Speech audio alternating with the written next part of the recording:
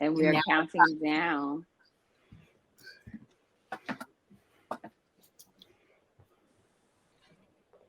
How are these? Can you hear me, Sheldon? Yeah, I just can't see. Your camera is off. Oh, is it? Yes, it is. Bands to make her. There And you go. then Carmen will be like the only those. person. Yeah, I would say Carmen will be the only person that can see you. You like those, Carmen? Yeah, they actually it looks like a less glare. Yeah, because they don't have that stuff on them. Got it. The other ones are like grown and sexy, Okay. but they're not made for Carmen's show. Let's go. Key Glock. Get your nightgown on, let your head sing low.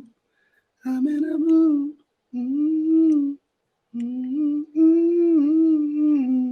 You got to say my. Oh, I'm on air. I didn't even know. This is karaoke. I didn't know y'all was in the video. I was making my own video. My. You sure sound fine tonight. You sure looks good tonight. Come All right. on. Yo, what's up? It is your girl, Saint CJ, and this is the Insta News break, and we have been on a break. Yeah, everybody got to take a break. The kids was on spring break. We took a 2-week break. So, but anyway, now we're back. And in the building tonight, I got Metro Men of Atlanta podcast host Sheldon G. Horton. And okay, Nick Cannon with the turban on. I see you. Then we got the creator and executive producer of Insta Atlanta, plus my fourth wall breaker producer, Carmen Simmons. Over here. Now she got you and your props. We're gonna need it tonight. The last time was all right. Well, we have a special guest, great guest commentator, attorney James L. Walker. And y'all, he been reading me my rights already. It's real rude up in here. You know what I'm saying? It's motions and overthrowing and I object and adjourn. I don't even know all this stuff. But he's here and he's about to weigh in on some of these hot topics that we got going on in the entertainment world, baby. Woo. Carmen, stage. It's a lot. Carmen, it's a lot. Stage, Carmen, stage. It's a lot. Right. So, welcome to the show. Thank you guys for tuning in. And I'm about to break down these topics that we're about to talk about. Okay.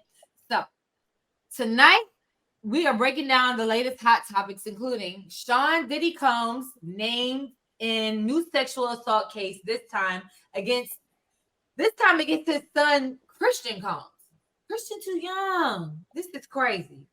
Young Miami, who was accused by the producer, Rodney Lil Rod Jones, of being paid by Diddy for sex and smuggling drugs on his behalf, went viral after a photo of what appears to be the pair hugged up on a balcony with the caption "Bobby and Whitney."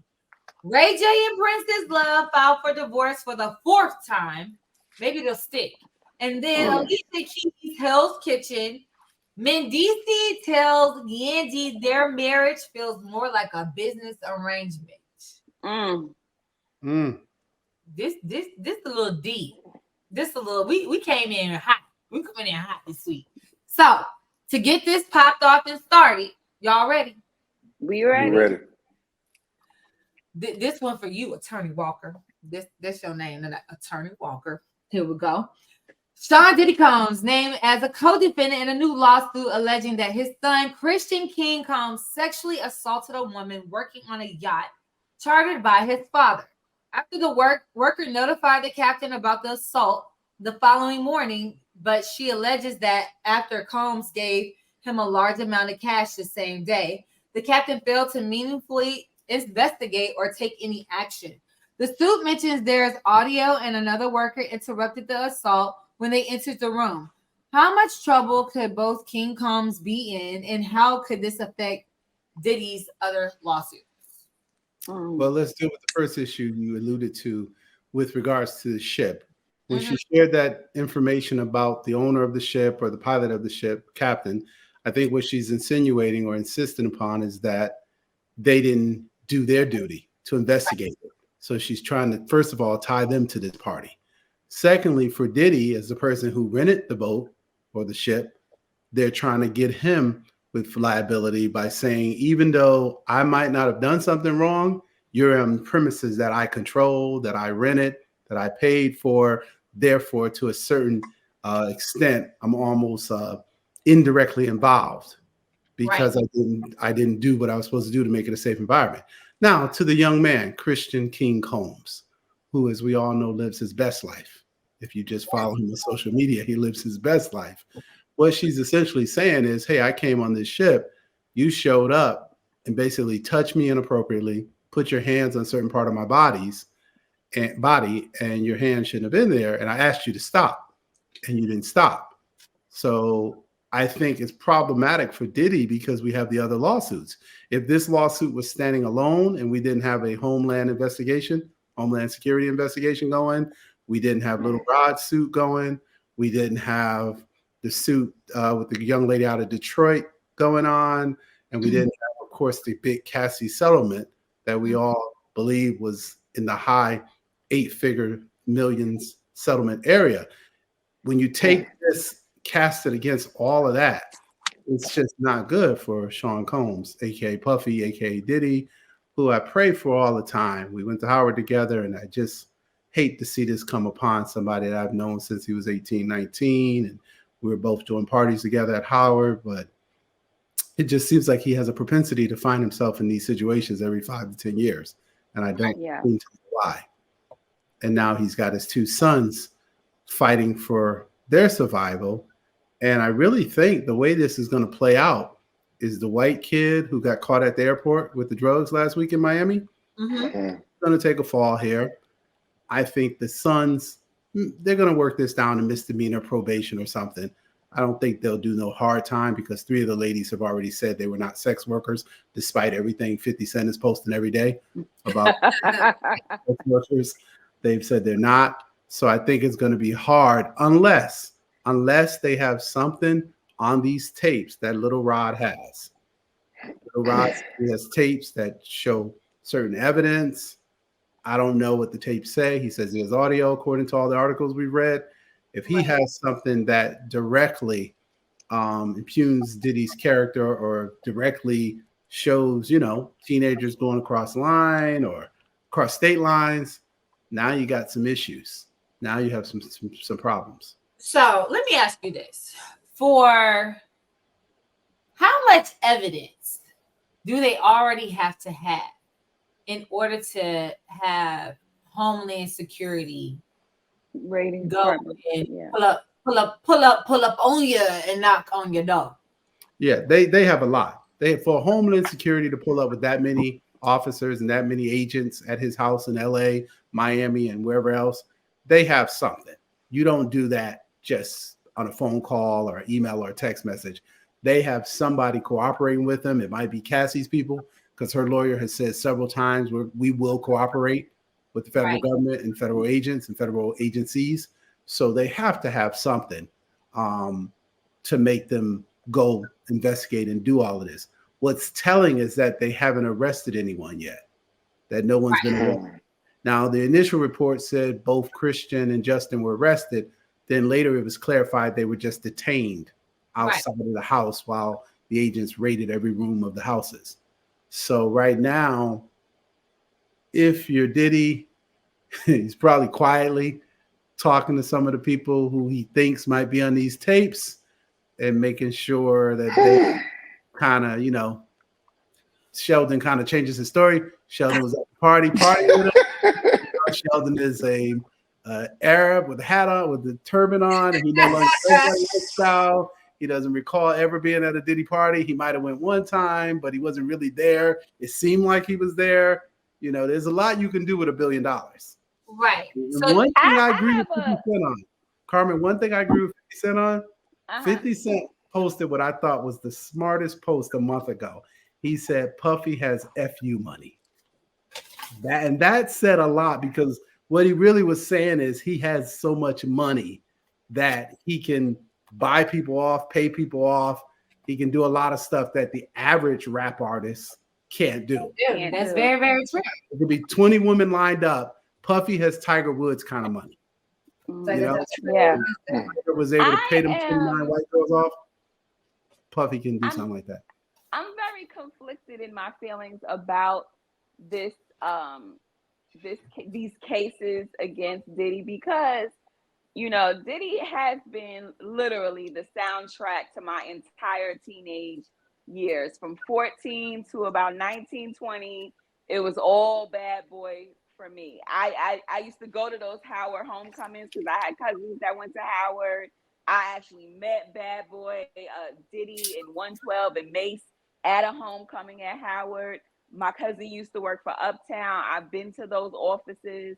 It is very disheartening to me that these cases are pending against him. However, because I've been around for so long, I have heard some of these stories throughout the years, different versions of these type of stories from artists, from media, from people that work in the industry. And what's also disheartening is if some of these allegations are true, we have taken a very long time to do something about it. So my question is, on a legal note, we heard allegedly that when he returned that publishing to whichever artist that was willing to accept it, that it also came with an NDA. If they're, I guess the word may be deposed, if for some reason they are questioned, does that NDA protect Diddy from them talking? Or if it's something illegal, will they still be able to say what they need to say? An NDA does not survive a criminal investigation. So if I sign an NDA with you that I won't talk about certain things, but then you do something criminal, and the criminal or federal authorities come out and say, hey, James, we need to ask you about so-and-so, so-and-so. You couldn't come after me in a civil lawsuit because criminally I gotta disclose this. I have a duty to turn over information. That's why Cassie's lawyers are allowed to cooperate. Even though Cassie signed a settlement agreement that's probably prohibiting her from talking about certain things, if she gets a call from federal agency and they say, hey, is it true that 3 girls of high school age were riding in cars with you or flying across state lines with you and Diddy? She's going to have to cooperate. They're going to subpoena her. They're going to bring her room. Might even put her right now. They might have people sitting before a grand jury, hearing testimony, and waiting for a grand jury to come out with an indictment against Diddy.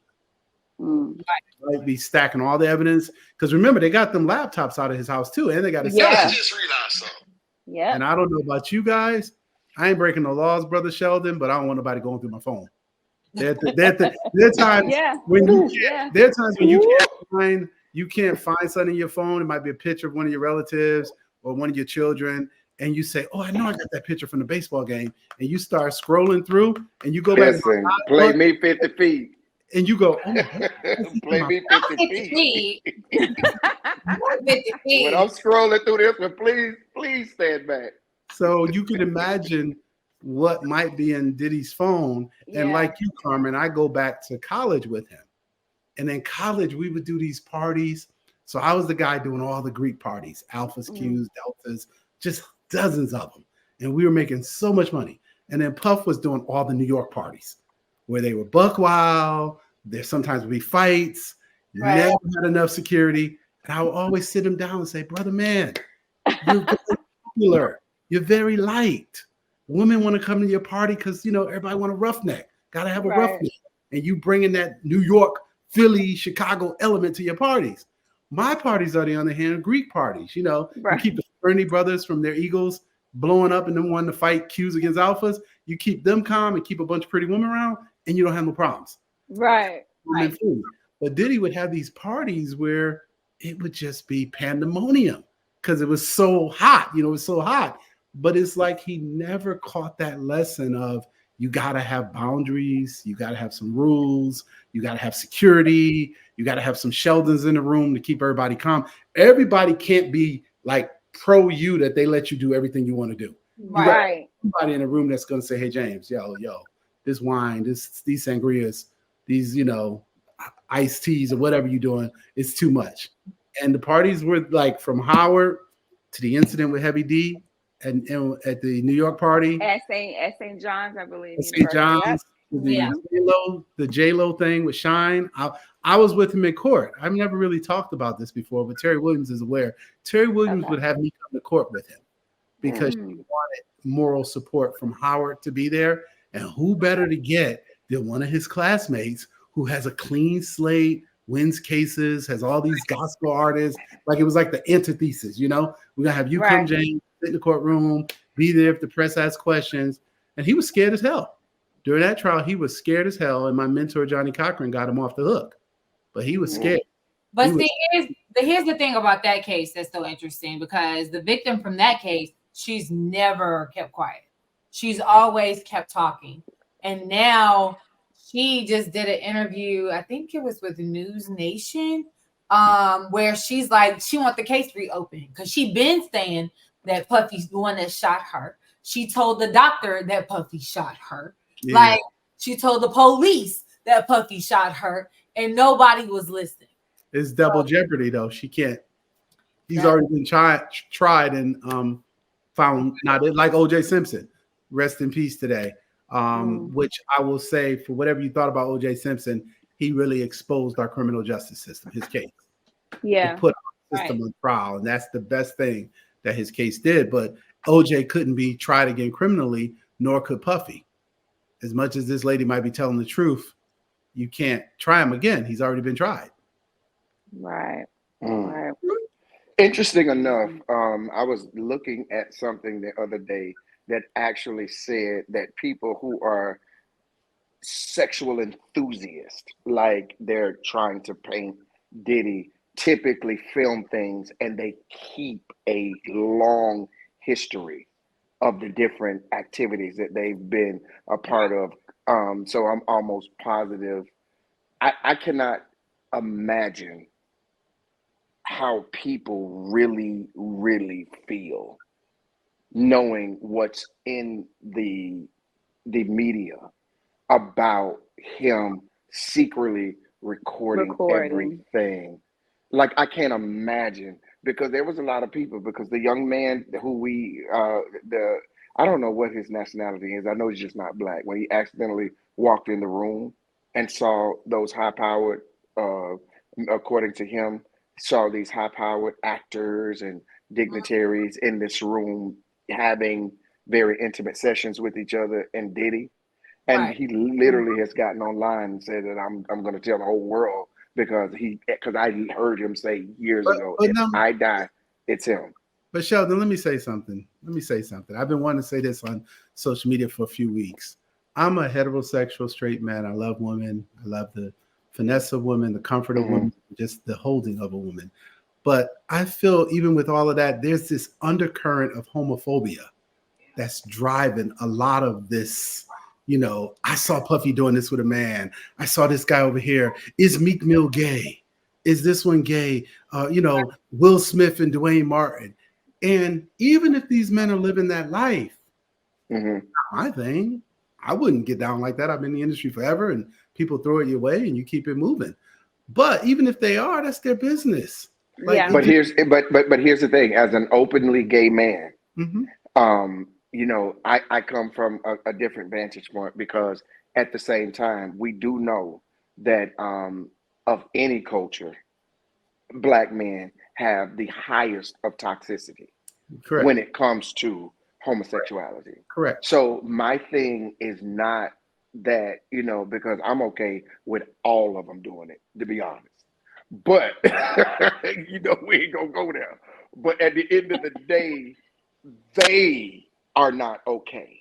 And as affirming as your response sounded, the reality of it, these people could lose everything. Right. But it's not a crime, I guess, is what I'm saying. Right. Absolutely not. Yeah, But watch this though. the thrust But of these lawsuits is that these men are undercover DL gay, and they're doing these threesomes, foursomes, fivesomes with all these high-powered people, and it's so revolting and so just, oh my God, you can't put it down when it comes across your screen. But is it a crime? it's not a crime. But watch this though. The criminality of it is not, for me, a gay man. It's not the problem. But my thing is, do they deserve to be exposed though? That's my thing. No, they Do don't. they deserve, you get what I'm saying? So Yeah. that's why I can't imagine what they could be dealing with, because sometimes even I feel like all of this is strategic. You tell me if you think different. Mhm. Simply because this stuff has been online for a very long Yeah. time. Who Right. And I don't care who's in your bed with you. I care that you treat people right. You respect women. You respect men. You respect our gay community. You respect our Christian community. You respect everybody. I don't need to know who you're sleeping with. I don't need to know who you have slept with. I don't need to know if you slept with one person, two people, or five people. I just need to know you're following the law.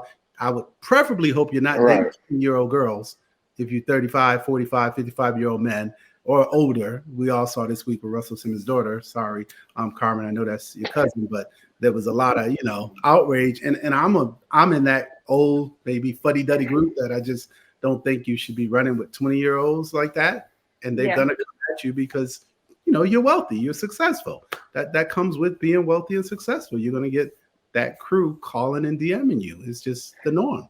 but my thing was a little, because I wasn't going to mention the sexuality part of it. It's just what is causing this to move right now, because a lot of this stuff has been online for at least over a decade. None of this has ever moved the pendulum. No one has ever come after Diddy for any of the things Mhm. that seems to now be used as collateral and as not collateral, but as evidence in cases. Now they want to use this. Now they want to reflect on this. Now they want to use the things that are happening online as leads, but it couldn't provoke anybody before now to be a just enough cause to come after Diddy, because this stuff has been out there forever. I believe that there is another machine behind this, and this is a greater plot from the wrong people in the right places. Of course, That, I agree too. However, I think a lot of this would have never came out before, just for the simple fact that we said many times when we had this conversation about this very topic, is that no one would have believed them. It never would have gotten this far because of the things that have been set in stone in terms of Epstein and Weinstein and other people. Because That's those things stuck, now this gave this a chance to actually stick. And Cassie being the first person to get her stuff out there, That's it right there. now of course it's taken seriously, because it's like, it's one thing for Jane Doe to say something. It's another thing for Cassie, who we know was with him for so long, left, being still harassed to a certain degree in the public eye. And now she's like, no, this is what this man did to me. And it's like, oh, Not why yeah, was only she? did she file a suit against him, but he settled it Exactly. immediately. yeah, in record Immediately. time. Yeah, Exactly. I think Saint, I think CJ, you nailed it in terms of the Time's Up movement that my good friend Nina Shaw and company out in LA have started. She's a very high-powered entertainment lawyer in LA named Nina Shaw. The movement that they've started with the Time's Up movement and of course the Me Too movement and all of this, I think Weinstein, Cosby, hmm, Epstein, now Puffstein, they've all just Right. fallen. that was good. He just That was it's good. just the worst hour for him.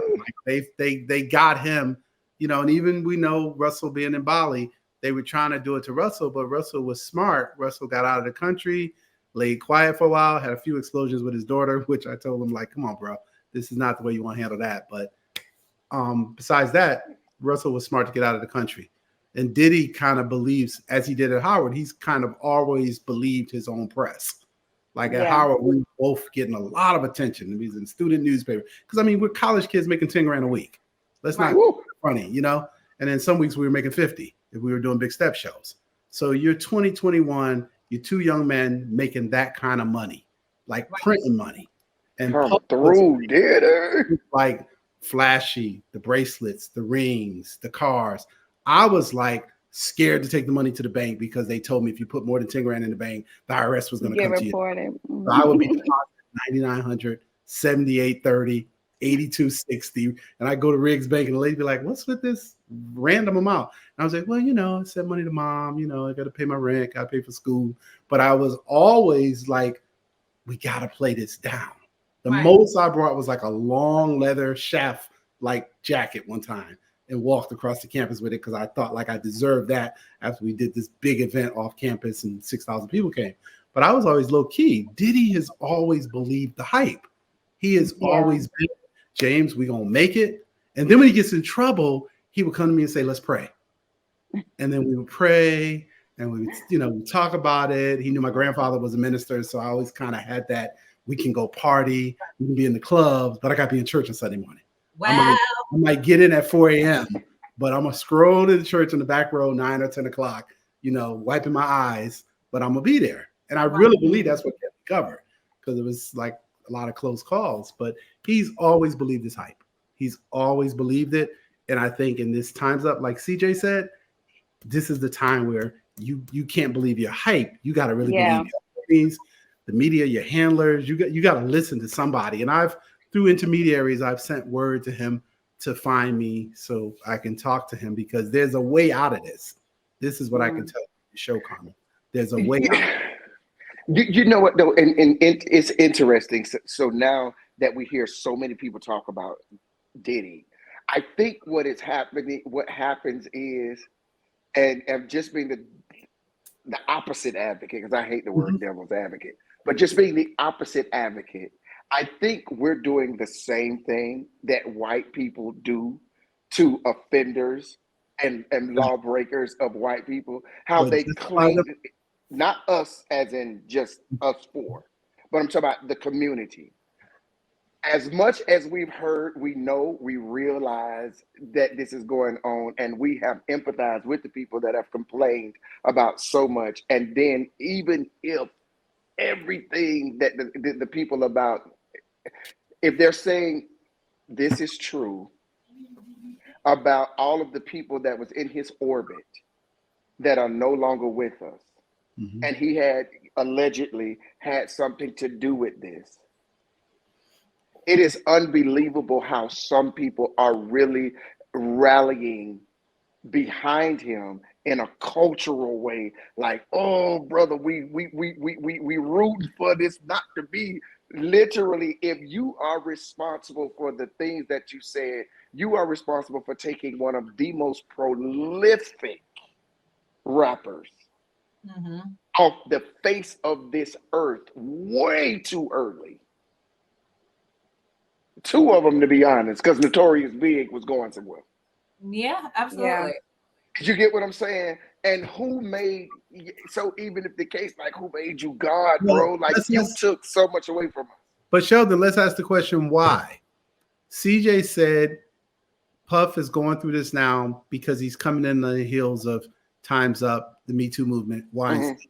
Right. On the flip side, to your point, Sheldon, the reason Black America is doing for him what you said, kind of enabling, kind of justifying, kind of pacifying, is because he's trying to hit a sentiment with us of they do this to all Black men. Right. They do this to all successful Black men. This is how they do us. There's these powers that want to bring me down because I'm a billionaire and I tried to own Ciroc and I tried to own Diageo and I tried to get my clothing line back and all that stuff. So he's resonating with the chord that's in us, almost to the extent, without going too far to the right or left, Fonnie Willis. Now, y'all know you can't be messing with a man on your job.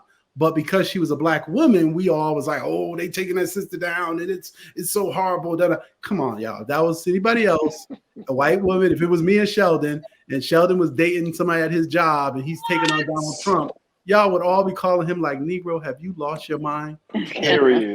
Mind. Absolutely. But there was all these black women that came out supporting Fonnie the same way Diddy is trying to get us to support him, where truthfully, Sheldon and I behind closed doors would say, you made Cassie do what? You had her. These people calling people on hotlines and porn lines and prostitute lines and all this escort stuff. Come on, man. Really? It's like, as much as he has built in terms of his legacy, I would, if it gotta go down, I just hate for it to go down like this. Like, I hate, because like this is the stigma that's gonna be put on his legacy. When people mention Diddy now, oh, he was trapping hoes. You know what I'm saying? Like, but with a little homophobia too. They say no. The guys are saying no Diddy. If a man compliments another man now, he's saying it's no Diddy. Have you heard that, Sheldon? I have. Yeah, they have been using that a lot. That bothers me because now you're doing this toxic homophobia. You got to real quickly say it's no gay. It's almost like when somebody say, "Well, you know, Carmen's gay." Not that there's anything wrong with that. Not that there's any, like they got to over justifying. Yeah. So I just think if he's that, let him be.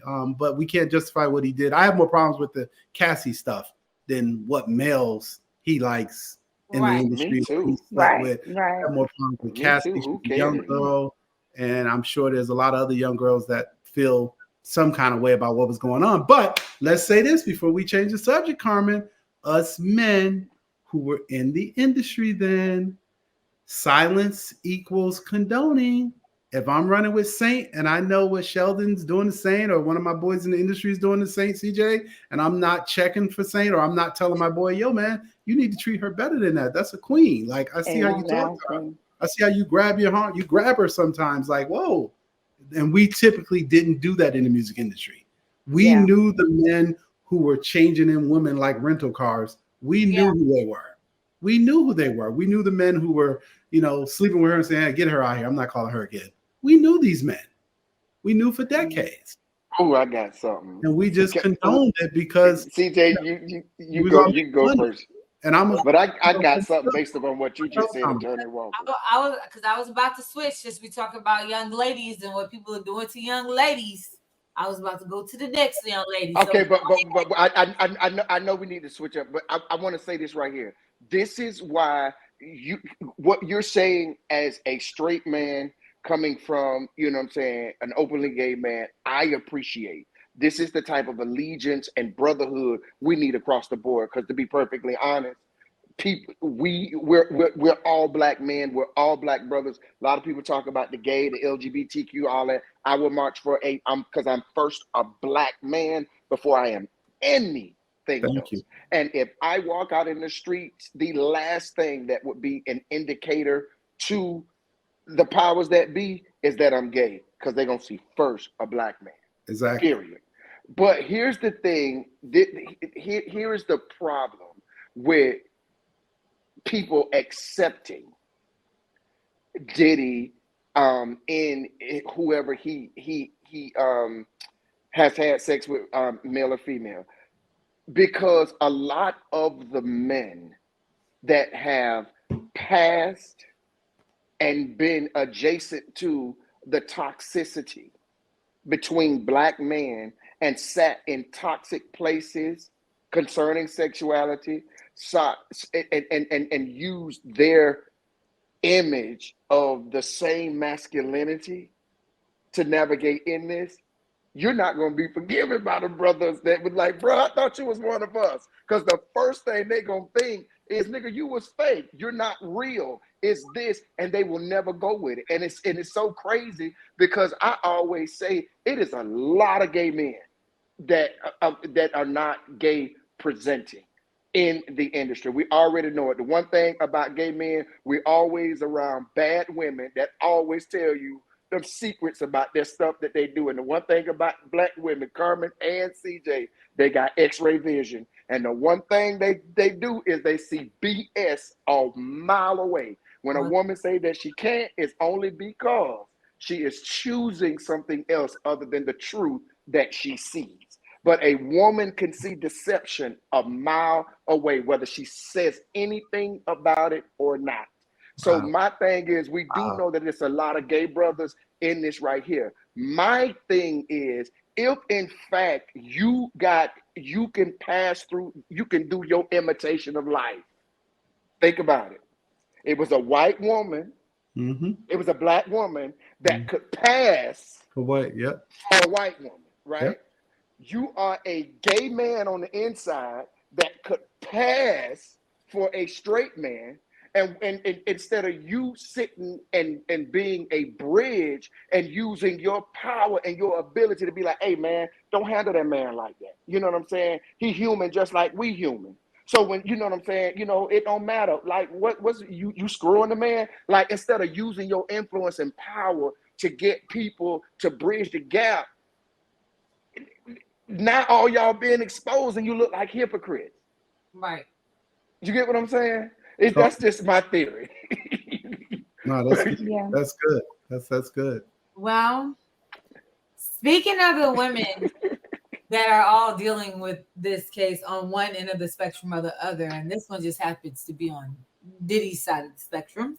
Young Miami began trending after a photo of what appears to be her paired up, hugged up on a balcony with the caption Bobby and Whitney, and was posted by Young Miami on her Finsta page, right? So Young Miami was named in one of the sexual assault cases filed against Diddy. The suit names her as an alleged sex worker and that she smuggles drugs on his behalf. In previous news, it was reported Diddy will no longer appear on Young Miami's upcoming reality show. Is being associated with Diddy damaging her brand at this point? If you were her attorney, James, what would you tell her? Wow. CJ, where's she from? I mean, Carmen, where's she from? She got the question. I was saying, because that was good, CJ. Yeah, I've never been tongue-tied in an interview before. Well, if I were her attorney, I would tell her, first of all, lay low and let the case play itself out. I would delve into, let's go in my office, conference room, close the door, and you tell me the truth. Let's go through this complaint. And I need you to tell me, are these allegations by Lil Rod Jones true? Because if they are, you will be subpoenaed. If you jump out here and make a big denial and he's got you on tape or video or text message confirming his lawsuit, then you have a problem. Not from a criminal standpoint, but you have a problem from a survival of your career standpoint. I always start as the entertainment lawyer with, how do we make sure your career survives this? That's where I start with. And I mean, right now, I don't think Carmen even knows this. I've done probably 5 very high profile divorces in the entertainment industry, and 2 more just came in today that I'm working on. I'm always trying to navigate, how do we manage? I'll tell Carmen off the record later. I ain't telling you. You got Portia and Simon going on over there? CJ, I can't. Just call me. I'll tell Carmen. But my point is, if I'm Young Miami's lawyer, I'm telling her, you got to tell me the truth. Right. Because what I can't have you do is get under oath in a deposition or on the stand, and they have evidence that totally impeaches you saying, I'm not a sex worker, I'm not this, that never happened, we never had threesomes, we never did this, we never flew young girls around, I never called phone lines to get Puffy more girls. You can't be saying no to all those things, and then Rod has proof that you did. You got to come clean with me. So let's move to the next level. She comes clean with me and she says, well, I did do some of those things. I did get some young girls from local college. I grabbed some sisters from the HBCU. I grabbed this, I did that. I got some drugs for Diddy. I got alcohol allegedly. I went and did this. Then I'm telling her, okay, I need you to go ghost. I need you ghost right now. I need you to go clean your page, give it all the Diddy stuff slowly. Don't do it all overnight, because then Sheldon will notice it and post something, or Carmen will notice it. So do a gradual removal of all the Diddy stuff little by little. And then I would tell her, let's show you in the community doing some volunteer work. Let's get with Carmen. Let's go find some young girls that you can volunteer, mentor, and do some things like that, if this stuff is true. Right. And I think we're going to find out it's somewhere in the middle. Some of the stuff that Rod said is probably true. Some of it has been exaggerated for the sake of getting a civil suit, because they thought, hey, we filed a suit, Diddy's going to crap. give us the money, settle, blah, blah, blah. That's probably what the lawyers are thinking. I don't know these guys, but they're probably thinking, hey, maybe we can settle this. I have had no conversation with them to even know. Because I was going to say, like, in a situation, they were in a relationship, right? And at the end of the day, Diddy paid like he weighed. So because he paid like he weighed, of course, why would he not give his girlfriend lump sums of money? You know what I'm saying? Like, hey, babe, go shopping. Or, hey, babe, this is just because. Like, I'm pretty sure there's no memo on the notes that said, like, hey, yeah, this was for February 5th, 2024, this event. You know what I'm saying? Like, those lines just getting. What it seems like is that there are very fine lines, and some of the things that might be in these cases could be true, and some of them may not be. But because some of it could be, it's the could be's and the possibilities. That's what doesn't need to be, or what he would not want to be exposed. But I think that in terms of Young Miami, she probably should just keep it real low regardless, and not be seen or tied to anything involving Diddy, and try to salvage her career without him during this time. If he ends up never being charged and everything goes away, that's something else. But right now, I think that she should continue to not comment on him, but also not post photos saying Bobby and Whitney. That just was not smart. What do you think she was trying to say? Her and Puffy or Bobby and Whitney? Yes. Absolutely. Really? Yeah. And that and everybody know that was probably one of the biggest catastrophes. Most when toxic visually the most toxic relationships ever. full of drugs. Full of drugs. And I think that one of Diddy's biggest problems could be his arrogance, because he has been in situations where he could have been in a lot of trouble. He could have been in jail. He could have lost his career. He could have lost everything.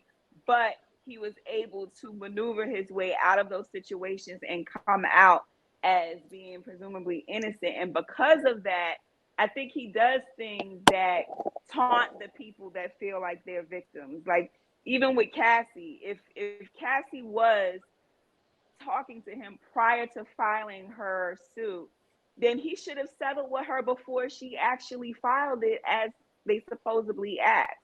But what we saw was Diddy on a award show mentioning her and thanking her for holding him down during a hard time and gazing into the camera. Would you cut it out? Leave that lady alone. She is married. She has children. If this lady is pursuing you, saying that I'm going to file a suit against you for the abuse that I experienced, you probably shouldn't be on an award show stage telling her thanks for holding me down during the dark times. Same thing with Little Rod. If Little Rod's biggest issue really is just that you didn't pay me, just pay him, because I'm pretty sure whatever he was supposed to pay him is way less than the trouble that you're going through right now. Way less. Well, full disclosure, Little Rod was a client of ours, and we stepped out of it when he decided, obviously, to do what he did in terms of suing Diddy. So I'm not at liberty to say much more, but I would say that says a lot. I echo your sentiments, Carmen, that if Diddy could have settled this, it would have been hopefully a better thing for him. Yeah. But I'm praying for Rod. I love him to death, and he's got a very strong litigation team that's helping him, and they're relentless and they're good at what they do. And I just wish him well. Before we get off that subject, because I got a question. I knew it was coming. CJ, thank you, CJ, because you were gonna let me get through this. I was about to get to the next one. Blowing love your way, CJ, because you were gonna help me. Before we get off of that, what do you think about the way that his attorney writes these cases? Because they read like a novel, and the complaints have been like it's too much for it's fiction. I support Little Rod, and I think if if this is his, when you've been through, now I'm not speaking for Lil Rob because obviously client confidentialities prohibit me from speaking directly on that. But let's just generically say, or generally say, when you've been through what Cassie's been through, what some of the other women have been through with Weinstein. I watched, who is the woman that was in the movie with Wesley Snipes, Jungle Fever? Annabelle Sciorella. Annabella Sciorella. You know, y'all know what I'm talking about. The white woman, the Italian woman who Yes. played the role with Yeah, Wesley I know Snipes. you're talking about. Yeah.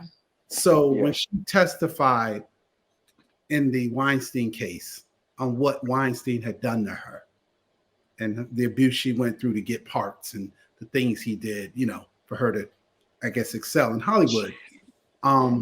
So to your question, Carmen, when I read their lawsuits, I read it in the context of that pain she went through, and I have no judgment on how they share their pain, how they write their story, whether it sounds like a novel, whether some people say it sounds so tabloidish, sensationalized like a tabloid. Yeah.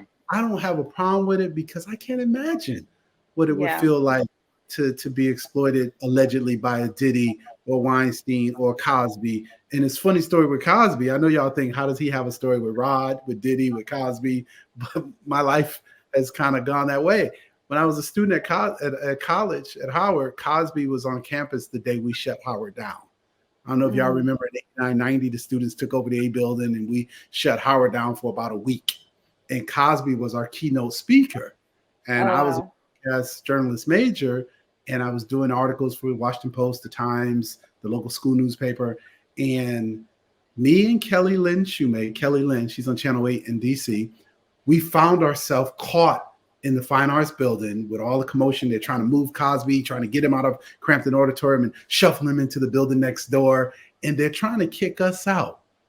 And Kelly's a very pretty girl. And Cosby's like, no, let them in. Let them in. So now y'all know, fast forward to where we are now. I'm like, so nice to Kelly. You pervert. No, I'm joking. But he let us in the room. We got our interview. You know, we had the exclusive with him. And I'm not saying he did anything wrong in case my classmate is ever watching, because I'm very dear friends with her. But Cosby, you know, you got 50 women saying a similar story. They can't all be lying. That's exactly. So back to your question, Carmen, I don't have a problem with the sensationalization of these complaints or these press statements or these posts by Rod's attorneys or anybody else's attorney, Gloria Allred, my buddy from CNN, her daughter, who used to be on CNN with me. I can't think of her name, but she's Gloria Allred's daughter. She's a lawyer that does these kind of cases as well. I support all of them because I don't know the pain that these women are in and the pain they'll be in for the rest of their life. These women and young men.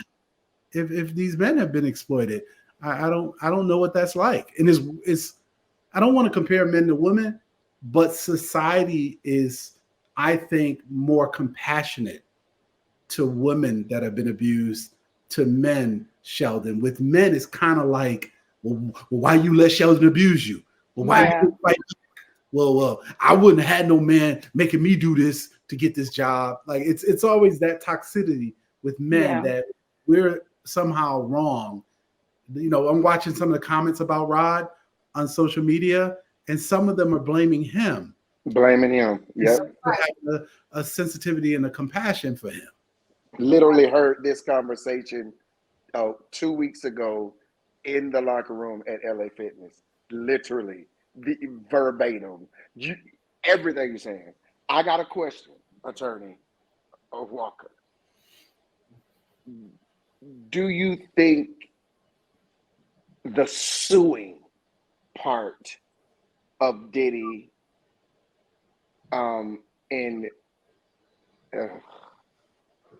let me ask this anyway. Okay, hypothetically, if we were dealing with another case and we had different parties involved, okay, we have a plaintiff and we have a defendant. Okay. Said plaintiff in this case was dealing with some foolishness, worked with somebody, I worked with CJ and she abused me. Okay. I would in this case, in this case, is the plaintiff wrong for suing? And if so, what would have been the better plan of action opposed to suing? With Diddy, most of the people who have sued him, from the stories I've read, they were trying for quite a period of time to settle with him and to avoid putting him on blast. It sounds like Cassie was going at it for a while. Some of the others we know, we've read their postings and their GoFundMes and stuff. So to your point, I'm never a lawyer that wants to just outright sue you. I want to try to work through it and see if we can sell it first. But if you can't resolve it, you sometimes are left with no other recourse but to sue. And suing gets costly. It's time consuming. It's a lot if you're going through the whole discovery process, depositions, and all of that stuff. So nobody really wants that. Right. Okay, so gotcha. So when you say you stepped away at that particular juncture in this, so that was the reason why, though, because you felt like the suing was presumptuous, like ahead of time, or you had a different plan of action. You get into confidential conversation. No, I'm just trying to figure out. No, like seriously, like I love that necklace. I love your necklace. Thank you. And That's this beautiful necklace. You know who might get something like this? Who? Our next person. That is Ray J and Princess. The fact they got to divorce for the 4th time. Thank you for turning that corner there. We ain't about to get our friend this part. Don't do that. Thank you. So, Call me at home. Sheldon, call me at home sometime, Sheldon. according to people.com, over a month after Princess filed for divorce from Ray J for the 4th time over the course of their relationship, the singer is asking for joint custody of their kids. That most of their assets be kept separate, split several of their assets, including miscellaneous jewelry we were just talking about, and other personal effects, and Ray J's earnings since the date of their separation. He did get that big check. That's right. So reportedly, Ray J's potential gains from selling Raycon shares to fall between 35 to 45 million to possibly even upwards of 85 to 100 million. Yeah. Could Princess Love be entitled to the recent Raycon gains from this sale? Yes, she could be. When I'm representing the wives in situations like this, I push for half of everything because they're marital. I argue that that's marital assets, unless there's a prenup. When I did, this is public information, so I can say it. I represented the husband in the Jill Scott case, and they had a prenuptial agreement. So when you have a prenuptial agreement, it obviously sets forth how everything goes. Right. But if there's no prenuptial agreement here, I'm going to argue on behalf of Princess that, I want half that 80 million. I think she definitely deserves it. Me too. In terms of everything that they've been through and the wildness that his biggest claim to fame is one wish. Now, let me say this. If you're Ray J, why did you let it get here? Let's talk legal counsel. If you have $80 million, you go to this woman with 10 million and you say, look, I'm going to cut you a check for 10 million. We're going to do an uncontested divorce. I'm going to give you 300 grand a year in spousal support, which is about 30 grand a month, somewhere around there a month. Plus I'll do something for the kids, keep them in private school. I'm going to make sure your lifestyle doesn't change, but I need you not to file nothing, post nothing. We don't need a joint statement. We don't need to do none of that. Just be quiet. Y'all notice when these white couples break up, a lot of times they don't do all that. We don't even know. We don't even know. Besides Brad and Angelina and all their drama because they got 800 kids, they thought they were really black. I mean, I know he's cool and black women like him, but he's really going through a black divorce in some ways with all of the back and forth. But most of these relationships, they do it like Jennifer Aniston did when she broke up with Brad. It was kind of quiet. You look at some of the other ones. Kevin Costner just went through his. It was kind of quiet. Wife took a jab here and there, but for the most part, it was quiet. Only us, we do something where it's in all these magazines and it's like a real Housewives of Hollywood kind of moment. And even those couples that I represent, I probably have 7 clients on these Real Housewife shows, and I try to tell them, like, if y'all break up, do it quiet, do it low key. Don't make it a spectacle because you got kids involved.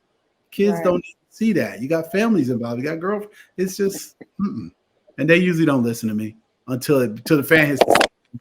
And when the fan hits the ceiling, then it's like, okay, now I'm 800 an hour, Sheldon, because you don't piss me off now. I was doing it for 300 an hour. Now I'm 800 an hour because now I got to really put my work in here. Go ahead, Miss CJ. So I got a question. Just kind of open the door for it. So if you were a part of the Portia Williams Gubati and Simon Gubati, what advice would you give them? If I was a part of, if you were an attorney, the counsel, divorce. Yes. Oh, I would give them this. I've done divorces where I've represented both sides. So you and Sheldon are getting a divorce. Sheldon has his millions. You have your millions. You're both social media influencers. He's a fraud. And I sit down with the both of you. I'm not even going to address that, Sheldon. I sit down with both of you. And I say, there's 2 ways this could play out. Sheldon can go hire Lauren Wasser, as I think Ray J's wife has done. She hired the high-powered Hollywood lawyer. And CJ can go hire Kessler in Atlanta, another high-power guy. And each of you can put down retainers of $35,000 to $40,000 to start with, and then we can run that tab up to $150 each as you go through a 1-year, 2-year battle, Simon and Portia. Or we can sit down in a room together with one lawyer, pay him $5,000 or $10,000, write up a settlement agreement, write up a parenting plan if there's a kid involved, write up an asset distribution breakdown, figure out what alimony is going to be, if any, figure out what the attorney's fees are going to be, if any, and we're done. And if there's one guy doing it, the attorney's fees is just one flat check to that guy or girl or woman. So I've done a lot of those kind of divorces where I'm able to convince the husband and wife, like, it's in your best interest to do it this way. And I've tried to do it for some of my housewives friends who shall remain nameless. But if you just look around who's going through divorces, not Portia and Simon, but there's someone who divorces. Let me know that you weren't handling the divorce, because you would been like, I am not inclined to sit here and actually, speak on this whole situation. Like, I got my answer. But I do want to know, with Simon going through what he's going through, the whole, like, you gotta the United States denying him citizenship. Like, I guess this is my question with them. Mm-hmm. Was it too long to be annulled? No, it wasn't too long. Was it 6 months, a year? How long was it? Yeah, because annulments are with under 12 months, right? Yeah, how long was it? A total of like 18 months. But how long married? But I think it just got a year. I think a year. But even an annulled or uncontested, it gets the same effect. If you do uncontested, you can be done in 60 days or less. Uncontested basically means I send you a copy of my complaint. You agree to everything. You agree to be served via email or copy. We don't have to do the sheriff thing. You waive all of that. We give it to the judge. We tell the judge we've already agreed on everything. We got a separation agreement written up. We signed it. We keep it sealed, and we're out of court by June 1st. Right. Nobody gets to know anything. That's the smartest way to do this. And these celebrity actors, singers, actresses, Real Housewives, they don't understand. The guys who do family law full time, they want to take your money. They want you to walk in and put down $50,000 each, because they're looking at it like, hey, what we got going on today? Oh, Carmen Simmons is filing her divorce. Oh, yeah, we're going to do this one full throttle, James, for 2 years. We're going to hire guardian ad litems. We're going to hire experts. We're going to do discovery. We're going to take depositions. We're going to hire a forensics expert to go through her bank accounts. You're talking $100,000 each to the law firm. It doesn't sound like this is going to just go away with a uncontested divorce, because Simon has been more active in the media since this entire thing started than he's ever been, even while they were married and on television and with their shows. And now he has asked that, is it Truly that records, that produces Real Housewives of Atlanta? one of the production companies, he has said that he wants them to turn over certain information to, it sounds like he wants to try to silence how much of their story Portia talks about.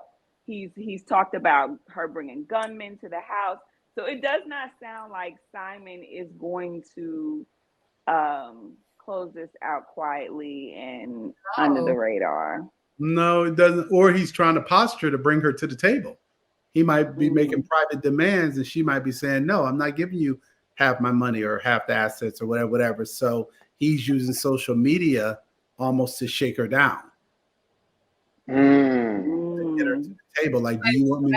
She better be careful. He might take her back to the village. Oh my God. I can't with her. I can't. I can't. All right, James. So before you get out of here, we would love for you to share with our viewers the news about partnering with Alicia Keys, Hell's Kitchen, and the success of the MJ musical. Oh, thank you, Carmen. So MJ, I'm joking. And CJ for you. CJ, you know what I got to thank you for involving Mr. Sheldon over here. So, trying to get me in trouble with clients and former clients. And then talking about he a black man and he's for Black Man Brotherhood and he's a black man. No. Listen, I expect for you the intelligence to kick in and you give it to me the way you need to. We black, we can read between lines. So MJ the musical is a very special part of our operation now. I'm an investor and partner. Our company, Front Row Productions, Stephen Bird and Aaliyah Jones out of New York, brought me in probably 3 or 4 years ago and started telling me about Broadway. I had always represented entertainers. I'd always done Mama I Want to Sing, Tyler Perry stuff, David Talbot stuff, always either as a promoter / producer or investor. But then they brought me over to Broadway and I did piano lesson with Candy Burris first. And we hit a home run with that. And that was just a small investment, but it was a lot of fun. Then MJ just fell in my lap. And MJ is just the gift that just keeps giving. It sells out every night. Broadway, the American tour, we're in 50 cities. I think we're in Denver tonight. We did 6 weeks in LA, sold out, and LA is not a theater town at all. Wow. In LA, like That's great. And sold out 6 weeks. Then we went to San Francisco, then Utah, Denver, come through Tulsa, getting over to Detroit, DC in the summer. And as a partner on the show, I'm just proud. I say it's the grandchildren's retirement money. And we've added London to it. We have Germany coming, Australia coming. And the thing that's phenomenal about these plays, and I'll say it in this room, people don't realize like one play alone, like Hamilton, is a behemoth. You're talking just $1 billion enterprise, really. And you don't really realize that, but they have Hamilton in 12 markets running simultaneously. Wow. Broadway, you can go on cruises and watch Hamilton. So we have MJ doing that. And then I'm also in Camelot, Sinatra the Musical in London, Cabaret. We opened Cabaret. I didn't even post this yet. So this is exclusive to you, Carmen. I signed on to Cabaret. Cabaret opens on New York next weekend as well. So I have both plays open in the same Congratulations. Cabaret and Congratulations. Alicia Keys fell in our lap because I think it was just diversity. I think Alicia wanted to make sure the team represented us, and I praise God for that, if I'm honest. I think Alicia wanted to make sure that everybody was involved, that we had a good group, mixture of diverse folks involved behind the scenes. So I believe that's what it was. I don't know for sure, but I believe that's what my gut is telling me. But we're investors in that one, and we are in the first one on Broadway, so that as it expands, you kind of go with it wherever it goes from here. If you get to London, that MJ London has Miles Frost playing the lead again, and he killed it on Broadway 2 years ago, won the Tony Award. Now he's over in London opening up our London cast while the Broadway cast is still running and the tour is still running. So when it's all said and done, by this fall, we hope to have 6 plays up on Broadway and 2 in London. That's amazing. That is amazing, brother. And if you need somebody to sweep the floor, I'm here. Hey. Oh no, I'm coming to interview all cast on all Broadway shows. So come on. We're opening parties next weekend in New York. Come on up, Carmen.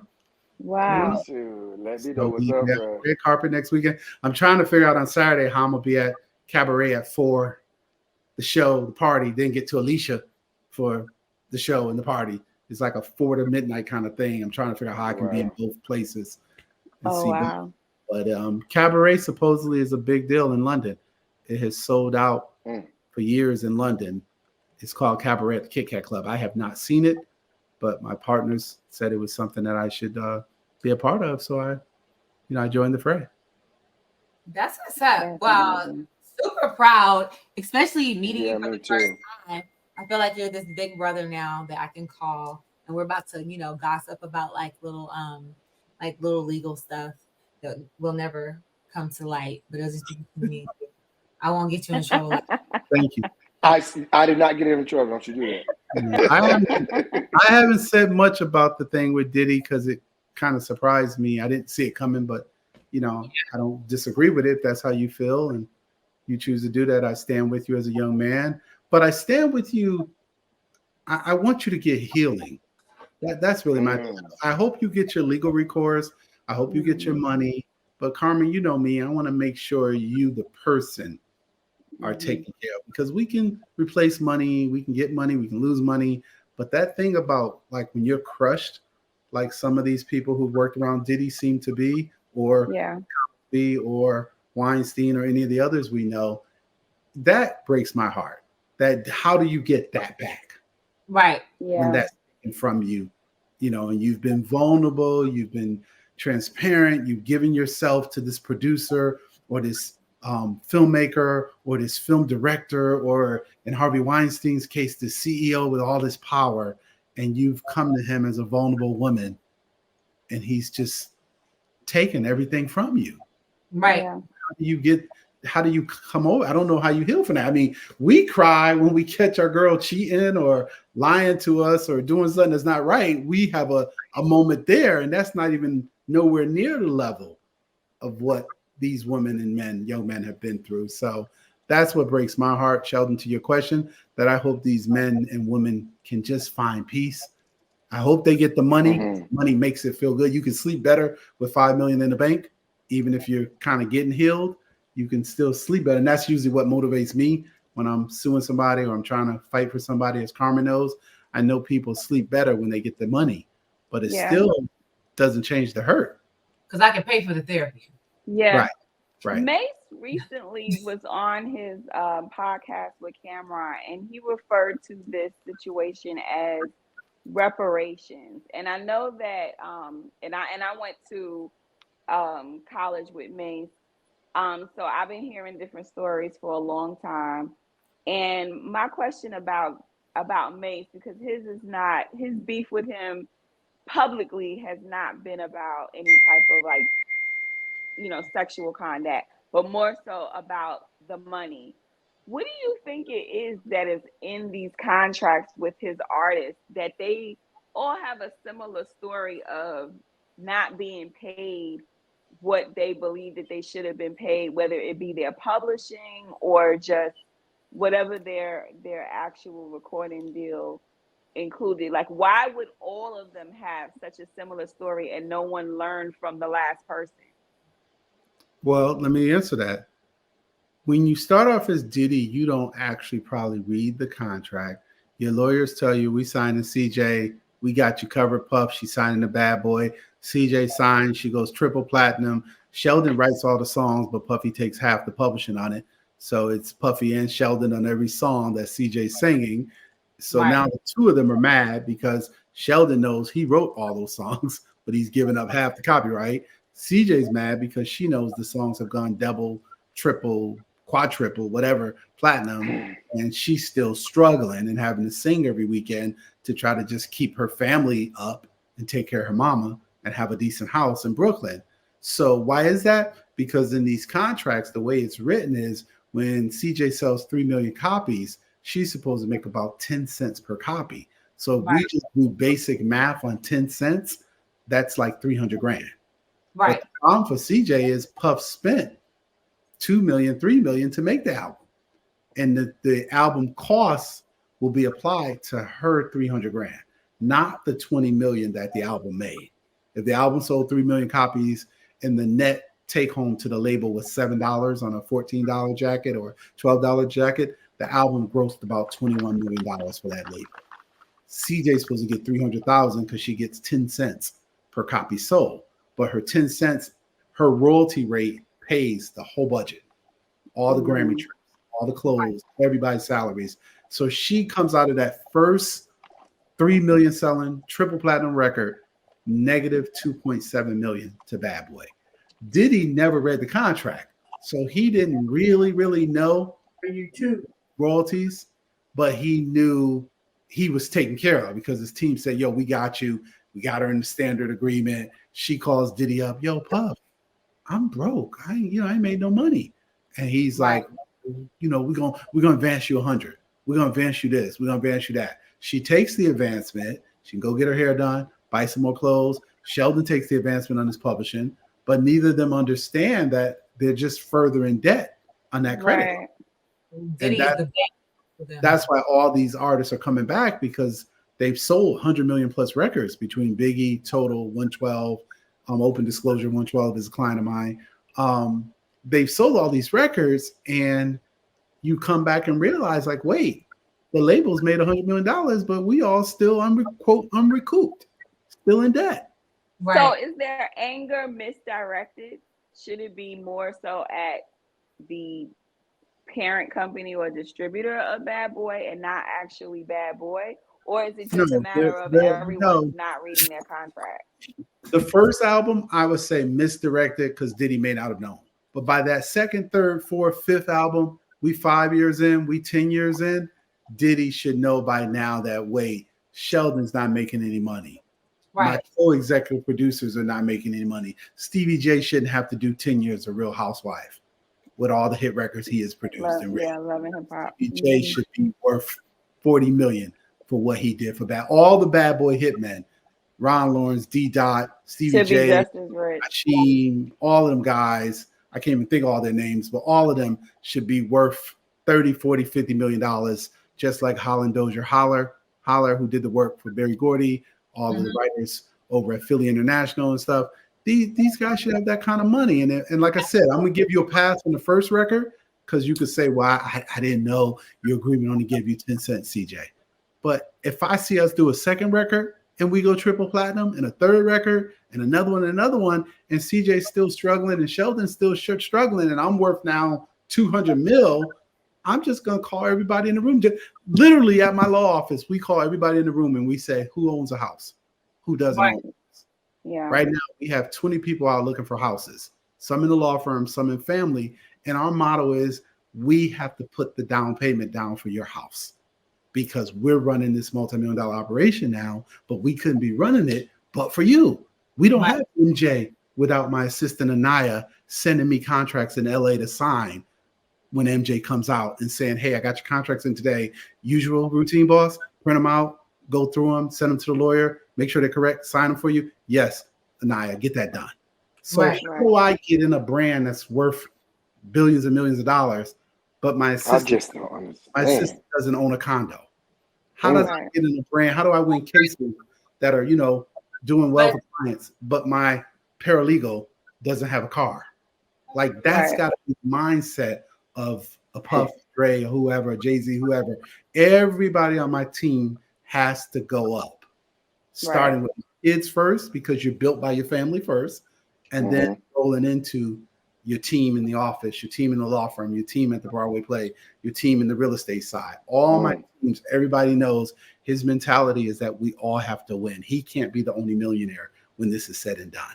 Yep. Right. So starting Monday, I'm going to be working at my new job at Attorney James O. Walker's. Right.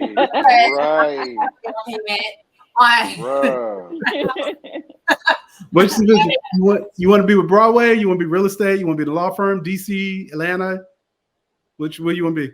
I am a operations person, so I help blanket. Okay. Like, a dibble dabble. Okay. But wherever you need me. She's laughing, Sheldon. She's laughing. Both of them laughing. I'm gonna have Anaya call both of them this week and be like, "So, Attorney Walker would like your resumes." Right. No. Because if you drop your tonight, I'll send it to you. Carmen already tell you. I done already text stuff about working with you. And I ain't bullshit. So no, bro, I'm not bullshit. No, but I am a little Olivia Pope, to be honest with you. Except I'm not messing with the president. no, I can't. I'm not even gonna respond to that, Carmen. To your point, Carmen, about who should they direct their energy at, it has to be the CEO. If Diddy's the CEO and all of these artists from Mason down are saying the same thing, and you're a billionaire, come on, man, let everybody, you're a billionaire. You could take 3% interest on your money and write all these people $5-10 million checks and not even miss it. Not even miss it. He recently posted that his 100% of his publishing was signed over. His advance was $20,000. This was from starting with his first album. He said he offered Diddy $2 million to have his publishing given back to him. No, because he gave him the $20,000 advance, and Diddy said no. And so he said, "You've been recouped." You know how much that publishing is worth? Oh, on Biggie alone, Biggie's publishing is probably worth about 70 to 100 million. Just Biggie's publishing, because it's the life of the author plus 70 years, depending on which Copyright Act. It's the life of the author for 70 years, sometimes life of the author for 95 years, depending on when the songs were written and all that stuff. But so Mace lives to be 100, you got another 50, 70 plus years to make money off that catalog. That's like you go back. I was in LA with Kerry Gordy's my mentor in LA. His father's Berry Gordy. So you go look at Berry Gordy and Motown. Those songs were written in the 60s. And here we are in 2024 still singing what? Baby, baby, baby. Right. Baby, baby. It's making money 60 years later.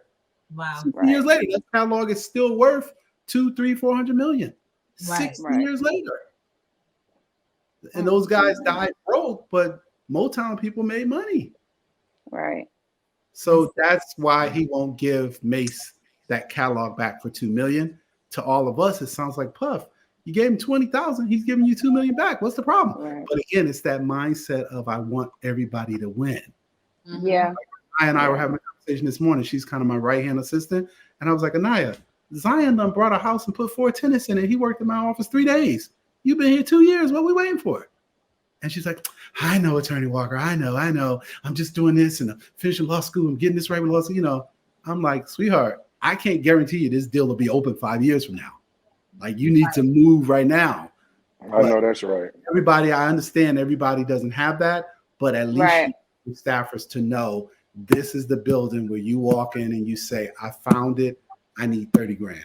I need 20 grand. I need 10 grand. And somebody team is going to come to me and say, hey, Sheldon found a condo. He needs 20 to get in it. Can we wire the money? Can we advance the money? That way everybody's going up. And I don't see that mentality in our music industry. Right. Or the whole, I cry, I'll say this and let it go, Carmen. I cried at Curtis Blow, Grandmaster Flash, Big Daddy Kane, Spoonie D, Marley Marl, that all of those guys are not just multi-millionaires. Yeah. Because we all know from the 80s what they did to really keep hip hop a viable music option until it just broke through with Walk This Way by Run DMC. And then MC took it commercial, and then Biggie, then Jay-Z. I worked in music publishing at Hitco Music Publishing with L.A. Reid. I've met countless writers and producers that signed contracts and didn't know the business that they were in, and have had hits on the radio and been at number one and sat in those offices with me and talked to me and told me about their experiences and didn't have any money. I've loaned money to hit writers and producers. So what advice would you have for anyone entering not just music industry, but the entertainment industry, and when they're first getting in and they're getting contracts put in front of them? Hold on a second. I want to make sure I got your question right. Your question to me is, what advice would I give anyone coming in the music industry? Yes, or entertainment overall. Regarding contracts, regarding Yes, regarding the contracts and making sure that they are being valued or they're represented in what they're signing. I did a book for Random House called This Business of Urban Music, and there's a quote in the book that always stood out with me. A guy named Sean Garrett is out of Atlanta. I don't know him well. Sean was one of the writers at Hitco. I know Sean. But something Sean said to me when I interviewed him about 10 years ago, he said, people have to inspect what they expect. Mm-hmm. And I took that and applied it across the board in my film deals, my Broadway deals, my real estate deals, my music deals, any deal I'm doing. I always say to clients, inspect what you expect. Tonight, I'm looking at nil deals for Raven Johnson. She won the game Monday night against Caitlin. The Sunday, the black girl that D'd up Caitlin. I told everybody she was guarding Caitlin like those brothers when you get out your car, Sheldon, and they like, where you going? Where you going, man? She was guarding Caitlin like no tomorrow. So I'm looking at deals for her and I'm inspecting what her parents expect because I want to make sure the agreement meets the expectations of the artist or the ball player or the whoever. So what Sean Garrett said to me was these kids sign these publishing deals, they got to inspect it better. Because if you don't look at it and analyze it and have your lawyer analyze it, it never meets your expectations. These people that signed with Bad Boy back in the day, nobody inspected the agreements. Nobody. They just was so happy to get a deal that they signed it with the expectation that they would be really, really rich and really, really successful. Then later they brought it to my office and I inspect it and I say, well, your royalty rate's only 8 cents. You would have to sell 8 million records to just make $500,000. And then you still might be on the hook if he spends more than $500,000 making the record. So that would be my advice. Inspect what you expect so that the contract lives up to your expectations when it comes full circle and you're a successful actor, director, filmmaker, artist, singer, songwriter, whatever. On Broadway, same thing. Inspect what you expect. Yeah. It's people think like even the smallest, like 1-page contract type situation, like, oh, it's not that big of a deal. I can just read through it. No, baby, you don't know legal jargon. No. Find someone to look it over. I became that person myself. Like even with Carmen, when we did when we were filming for the first time and the 1-page contract, I was like, what's this? And I just got to I didn't have a lawyer to look over at the time. I had somebody that was legal savvy though to be able to go over it with me. And they said, this is what this saying. This is what this saying. I was like, oh, okay. Hey, Carmen, I need to amend something. Not even using the right terminology, but at the same time, you got to know what you're getting yourself into. You know, you just trying to get in the industry, Carmen, and your lawyer tells you, hey, this is a bad deal, but you got to do it to get through this door. Then try to minimize the deal. So what we do is we try to say, okay, let's sign this contract, but let's put one sentence in here that says the following.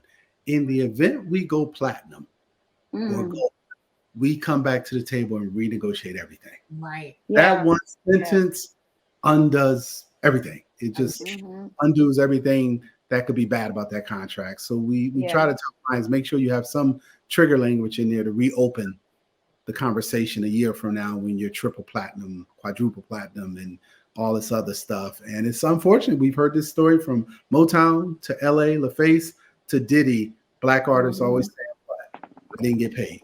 I sold millions of records for them and I didn't get paid. So at some point, when do we take care of our own? When do we make sure our own get paid? And then I'm the bad guy because I'm educating the artists. I'm telling them, let's go burn the building down if they won't do right. So then I'm the bad guy that all these record label heads are like, oh, we can't stand him because he's telling these artists, rip up their contract or find some way to get out of it. What I think tell everyone is that most of the time the contract that's being handed to you is written in the favor of the person that handed it to you.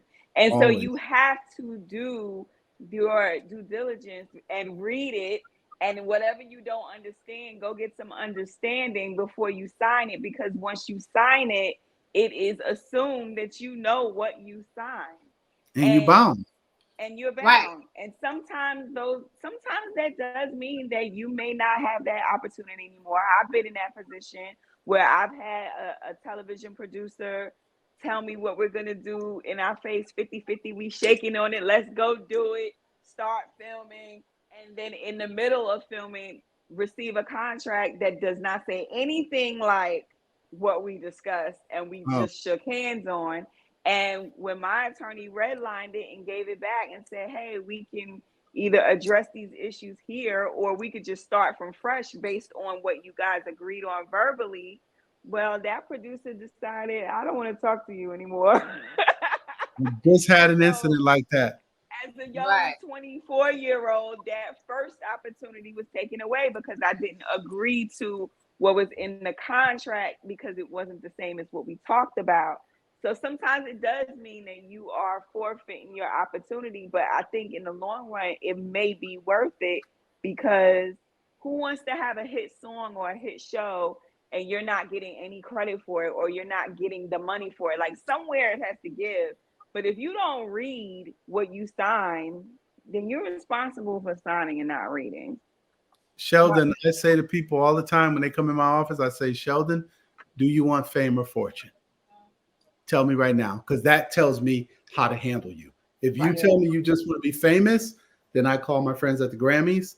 I call Carmen. I call my friend at the Jasmine brand. I call my friend at the Stellar Awards, and we make you famous. Now, if you tell me you want to make a fortune, then I start telling you, okay, these are the moves you got to let me make for you.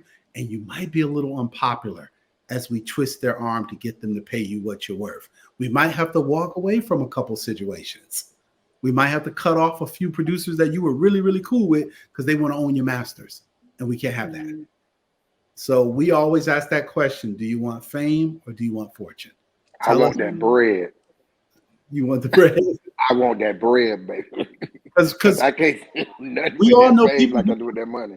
All the people who do these housewife shows, and they probably gonna slap me for saying this tomorrow morning, so y'all can air this in your stories. But many of my I'm backing up, CJ. I'm backing off it now. Many of my clients, see, we got rid of all, Sheldon. We use many of my clients who do these housewives shows, to me, they just want fame. They want fame. Because I don't see a lot of money coming out of it for many of them. Candy Burris is the only one I think that has done it brilliant, but she had, a multi-million-dollar publishing portfolio. She had other things going on, so it didn't make her brand; it complemented her brand. And many of the people that go on these shows, I try to tell them, you gotta use it for a period of time to build some other things, and then walk away from it. It's not somewhere you want to sit for 14 seasons. It's been. Tell our viewers where to find you as well and how to find your place. Sure. They can find me on social media. On Instagram, I am James Walker Jr. ESQ, James Walker Jr. ESQ on Instagram. I'm on Twitter as Attorney James Walker, and I'm on Facebook as Attorney James Walker Jr. And I'm kind of based now in New York, Atlanta, and DC because of what we're doing on the play side. I'm back and forth to New York. I have a place in Brooklyn that I stay at, and London, running back and forth to London. So I would say I'm Atlanta based, but we're in the process of trying to figure all of that out. So I'm just kind of going where God tells me to go and being obedient and submitting yourself to a team. That's the hardest part for us sometimes as Black men, like letting a team say, we got this. We got travel, we got phone calls, we got scheduling, we got invoicing, we got the building covered. You don't need to come to Atlanta every 3 days. We can check on the building. Like, that's been a mental adjustment. And when it works, you kind of realize they were right. Right. That's awesome. Like submit yourself and let them do what they do and hire the right brilliant people around you, and you can sleep at night. So I sleep at night while our plays are running. I get financial reports to let me show what they're doing, and I don't have to, be so hands-on, and I can hopefully play the piano or play golf when I get a minute. Right. That's awesome.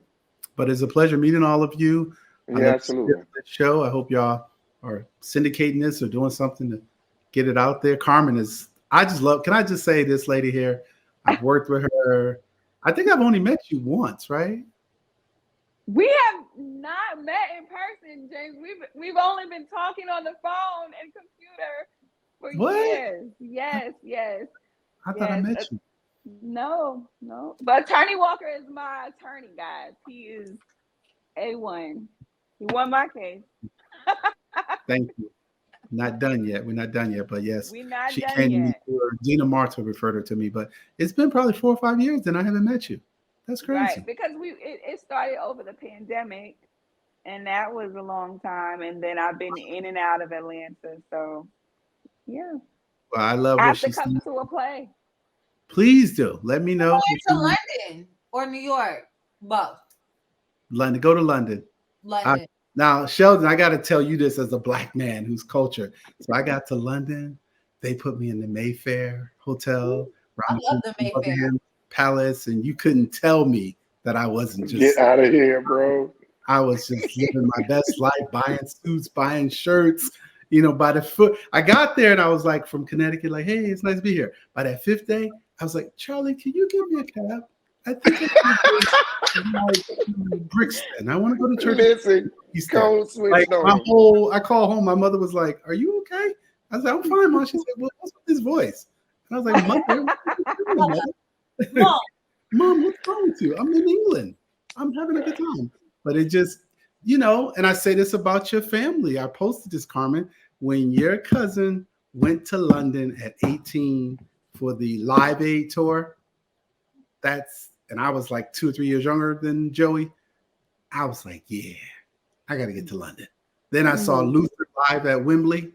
Luther did live. And those things like just stuck with me for years. Like, I want to do something in London. I don't know what it is, but I just want to be a player in London.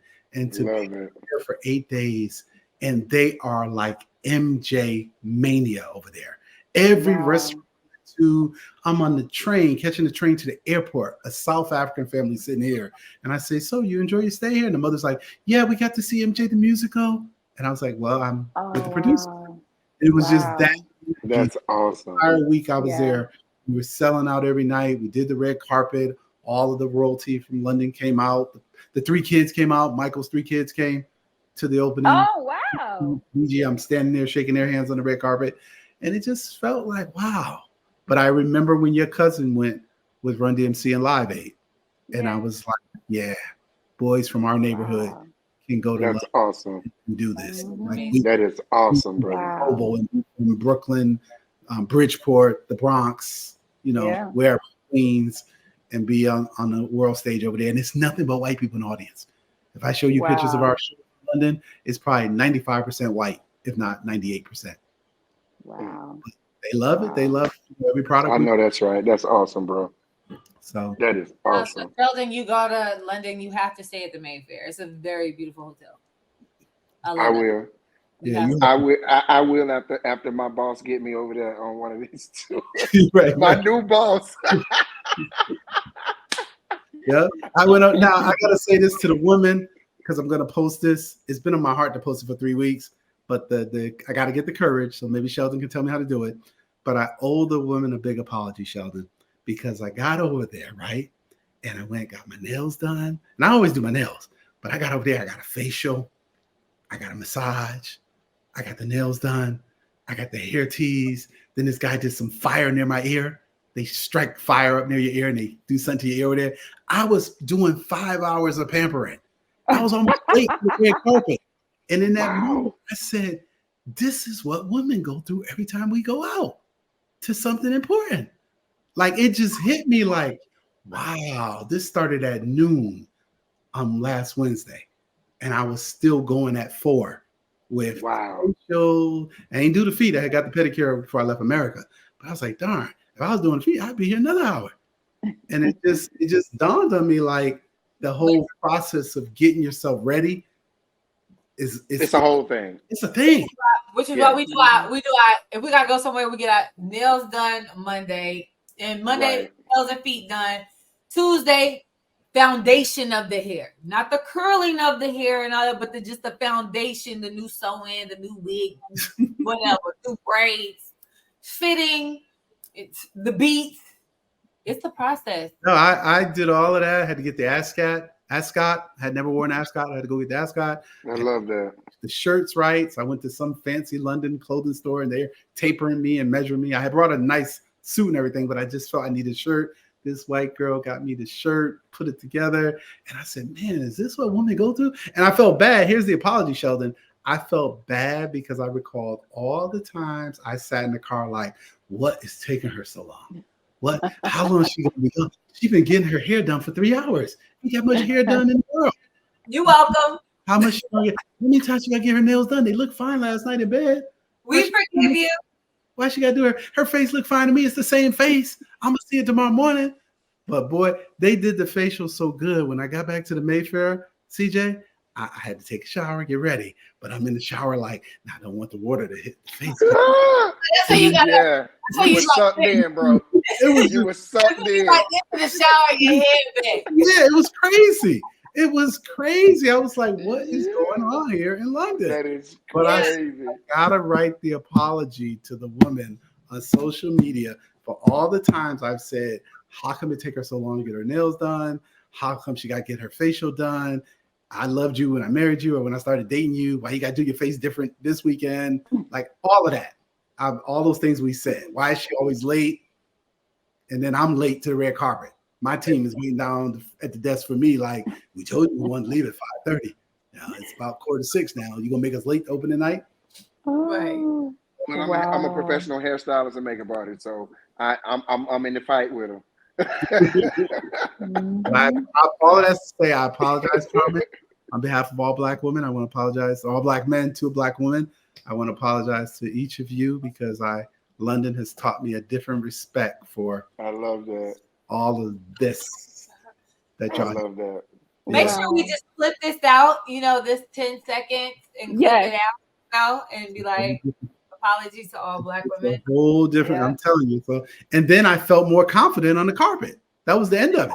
Like I walked the red carpet feeling like I'm clean. My nails are done. My ears are clean with fire. Whatever he did, my facial skin looks right. Like I felt a whole different energy. They're like, Attorney Walker, this way. You're like, Right. right here. Is that? Oh! I'll send you the pictures. Go look at the pictures on the red carpet. I'm trying to be Michael. I'm looking for this guy like Michael. That I is love awesome. So thank you all. This has been great. Carmen, I'll be in touch with you. Sheldon and CJ, it's nice to meet you. Absolutely. Nice to meet you as well. And we appreciate you. Wonderful blessings to everything that you are doing. It is so good to hear skin folk doing good. And then also the selflessness that you display with everyone that's in your village, I think is probably one of the best things you could have said this entire night, being the willingness to share with those around you. So thank you so much for being a great example, even to those who are following you. Thank you. Appreciate that. Appreciate you saying that. Yeah.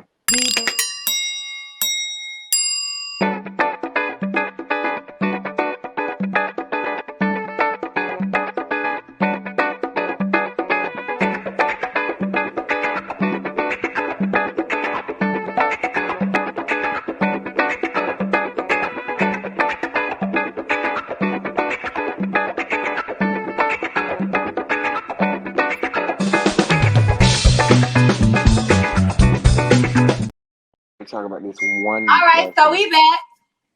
Got my plush beauty. Yay. I still ain't got none. It's fine. One day I'm gonna be a part of the plush beauty crew. Yeah,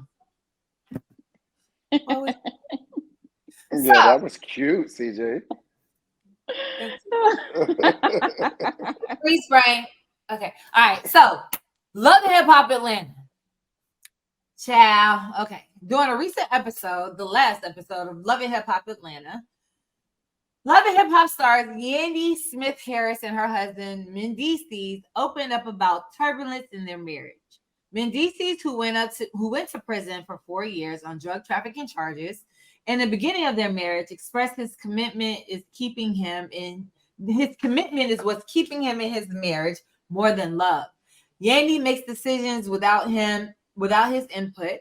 He feels that his wife is so busy, she's neglecting her marital duties, and they are just in a dark place. After being a single parent and remaining married for 4 years while Mendices was in prison, should he give her space to do everything she wants, or should Yandy slow things down? What y'all think? Where y'all go? Oh, okay. I think that we've been seeing a slow progression of issues arising with Yandy and Mendici, which it's really sad to me because Yandy did stay with him for 4 years while he was in prison. And she probably had to put a lot of things career-wise and personally on hold so that she can essentially act as a single parent, even though she was married because he was in prison. But to Mendici's defense, just because he's home doesn't mean completely like neglect the fact that you are married.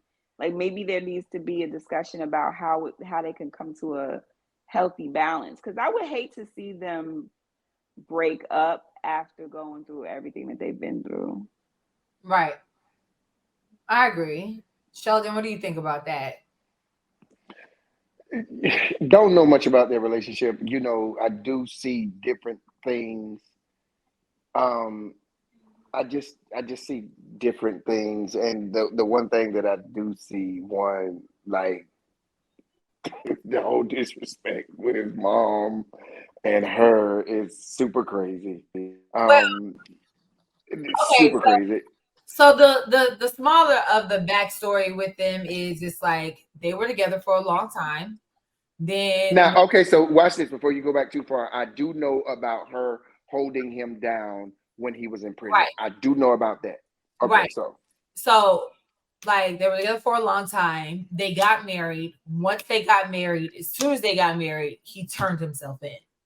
So now she's handling everything in terms of the household of the kids that they have, because they had kids at the time, right? Yeah. A son or something, right? Before he went in, they had kids, and then also having to do a blended family pretty much without him, and holding it all down. When he comes home, now it's supposed to be a family unit, but it's also a point where it seems like she's on this, you here, now you deal with it while I go ahead and kick off everything I was trying to do that I had on hold while you were inside and I was keeping a roof over our head. Now, from a man's point of view, I'm sweeping the floors for you. Like, I'm sweeping the floors for you. You know what I'm saying? I'm good with numbers. Let me get in, you know what I'm saying, on this. Let me be executive oversight with these numbers. You trust me, you my baby. Let me see what's going on over here. If it's logistics, setup, if it's me even working with the crews of the people to be sure you're built, I'm in. Because that's my mindset. Like, for one, I know you have held it down for me. So I'm wherever you needed me. What you was gonna say? But is there an expiration on that, where it gets to a point where you guys actually still come back together as a unit? Because Mendici is saying that he doesn't feel like this is a marriage because she held him down, because she was there during his lowest time. The commitment that he made to her is what's holding him there, and no longer a love for their like relationship. So it's he feels it's more of a business arrangement than it is a marriage. So with that being said, yes, he's there to be there with her 10 toes down, but at the same time, do you continue to stay there 10 toes down with no expiration date, or is there expiration date because you did this, now I'm here, you get this time, but at some point in time, when is that cutoff? When is the cutoff? Okay, so my thing is this right here. There's always, I think what needs to happen is if we threw everything, because my first comment was throwing everything in one basket. And that's mentally, I'm not trying to leave. I am trying to show you thank you in the best possible way that I can. And that is jumping on everything that you're doing and helping you build. And hopefully, because my mind is, I'm getting stakes out of this as well. So as you're building, I am too. You get what I'm saying? So Right. even if you was doing a restaurant, you know what I'm saying? Oh, let me see, can I do a whole promotion situation? You got restaurants. So now when we try this in Atlanta, then the next move, you know what I'm saying? We're doing this somewhere else and we're traveling, we're creating something where I'm getting in on the money. Yes. But I think what happens now is it needs to be separated, because I'm the type of person, I don't make enemies out of my ex. You don't never know who you gonna need. Now, if you ain't do nothing foul, you hurt me, or you tried to mess me up, bruh, we just didn't work as this. Don't mean we won't work as something else. And so my thing is, they already have the trust factor. You know what I'm saying? He know that she'll hold him down. You know, to him, she probably never did nothing crazy to him. Okay, I tell you what, the love part of this ain't working, but we getting this bad. So let's sit down to the table and let's see what part of our relationship needs to be reassessed, readjusted, so we can continue. Because at the end of the day, I don't give a damn. We still got a child that needs things. And if we can work together as parents, why not? We just don't have to be together. I think the thing that bothered me the most is it's like, if you were to watch the clip and the conversation that they're having, Mendici is like pleading, almost like begging, like, we need to fix this. I never saw a point where we would not be forever, but now it's like she was like, well, what do you want me to do? He goes, I need you to be present here in this marriage. Like, I get that you're doing this and you're doing that. You're making decisions on your own and not even like having a conversation with me. Not to say like it's a permission that needs to be granted, but at the end of the day, when you are in a marriage, it's supposed to be like it's a partnership. You're supposed to discuss things, not just go and do things. It sounds like she's still working in the capacity of when he wasn't there, and she did make the decisions, and whether he agreed with them or not, because she was the one who was present in the lives of their children or had to go out and work. Regardless of what anybody else says, she has to make the final decision. And it sounds like she may still be working in that capacity. And when you work with your mate, sometimes the lines get crossed, even in which conversation that you're in. Like, are we having a conversation as husband and wife or boyfriend and girlfriend, or are we having a business conversation? And if she's moving from the viewpoint of, I make the end all be all decision in both capacities, for a man, I can see how that can be a problem. And it's obviously, it sounds like they work very well as business partners, but you don't want your spouse to only see you as a business partner. Yeah, absolutely. Absolutely. I mean, because like, very rare do we hear even Black men just publicly say like, let's go get therapy, let's go get help. And that's what he said. He goes, we need help. And she's like, well, what do you think we need help on? And it's like, hold on, no, this man just opened up a whole nother window of vulnerability to say, hey, in the presence of however many viewers Love and Hip Hop has, to say, we need help. We need another party to come in and help.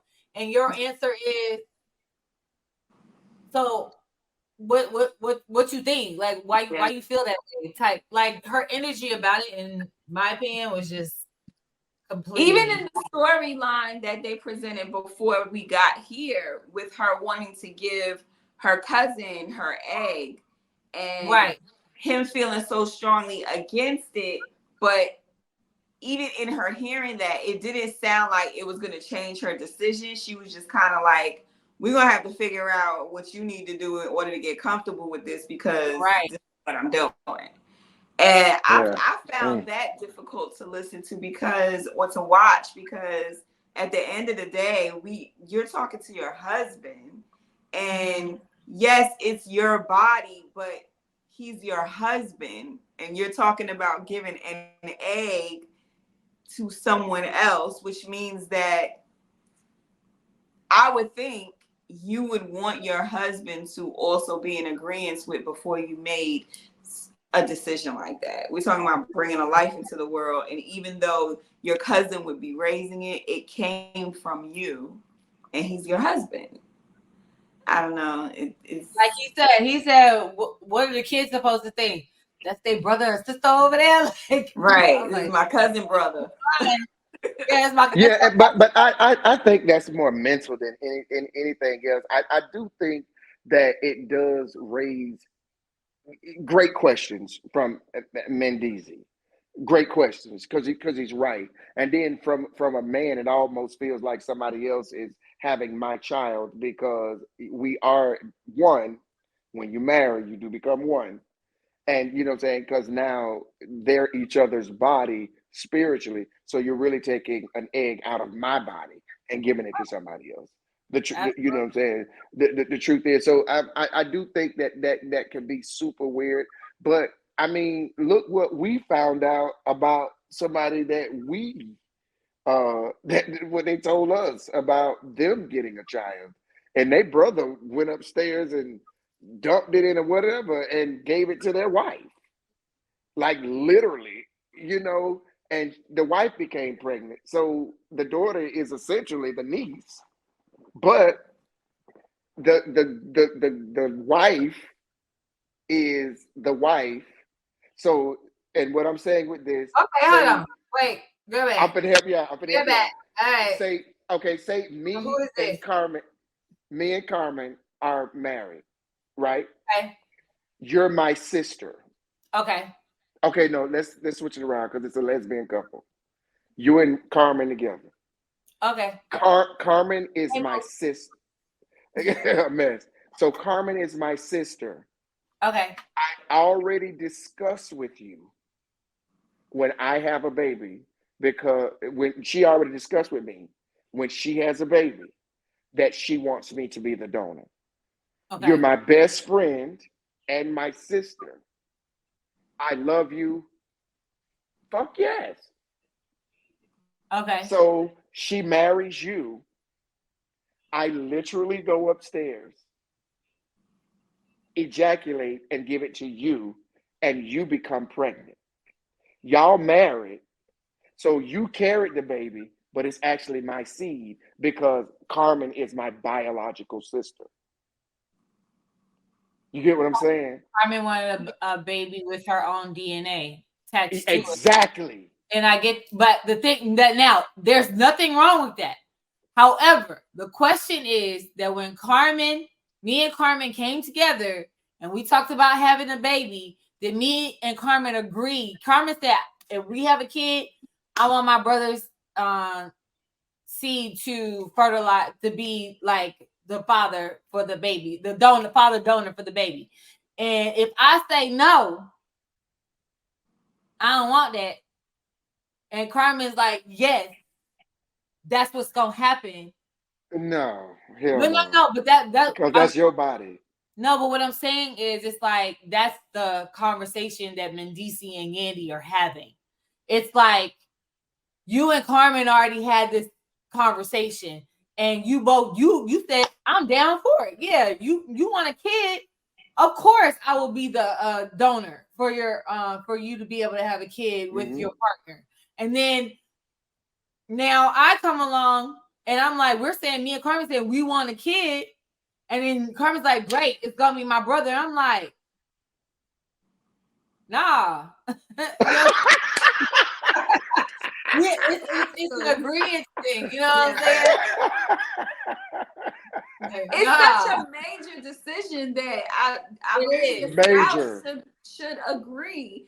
And if you can't come to an agreement, then you can't do it.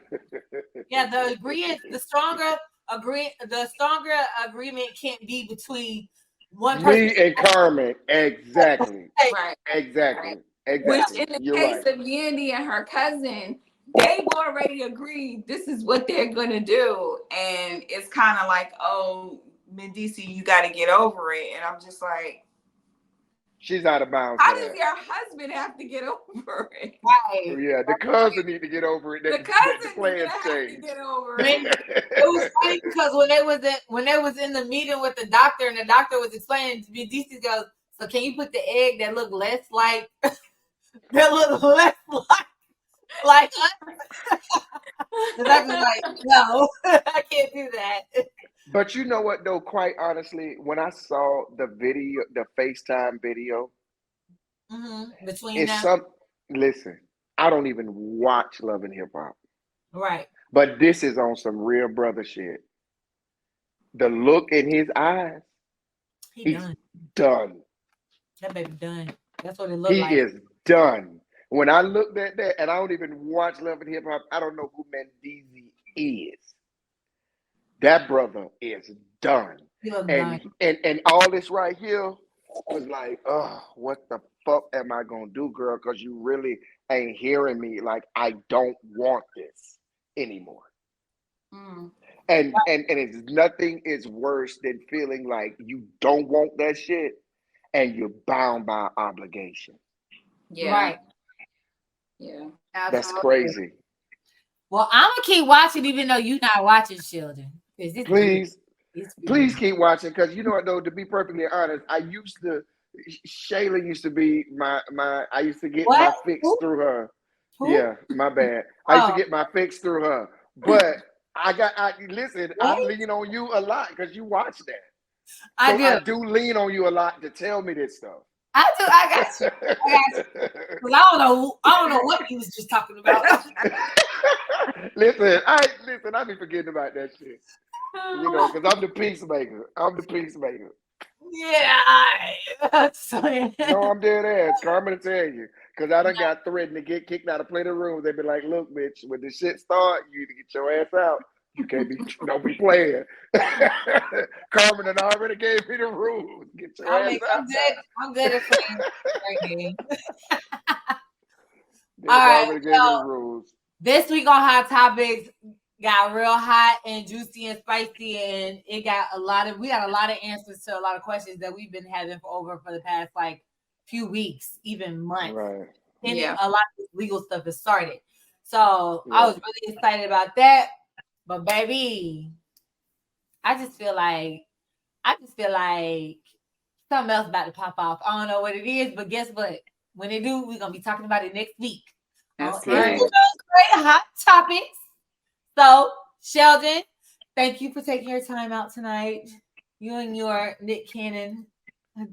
Listen, listen. Y'all gonna love on me with this What is it turban. called? What is that? That's the turban. Yeah, Nick Cannon's Turban. turban. Okay, just don't have as many babies as him. And Carmen, fourth wall. Thank you for gracing me with your presence. I love it when you're on here, so I'm not having to sit here and call you out when you're not. From behind the curtain. Right, from behind the curtain.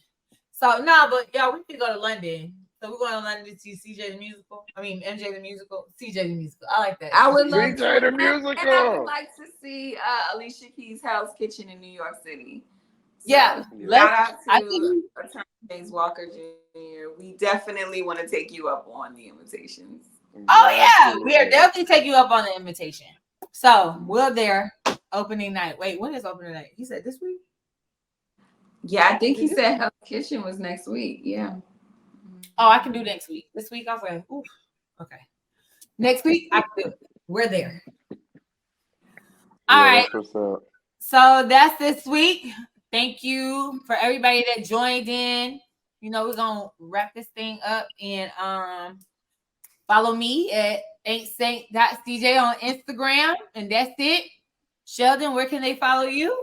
I am Sheldon G. Horton everywhere. And also look at this name, Metro Man of Atlanta, because we are coming to a stream near you. That's right. Carmen. Of course, Insta Atlanta, first the letter N style Atlanta. And my Instagram is at It's Carmen Simmons. Right. And everybody loves Carmen.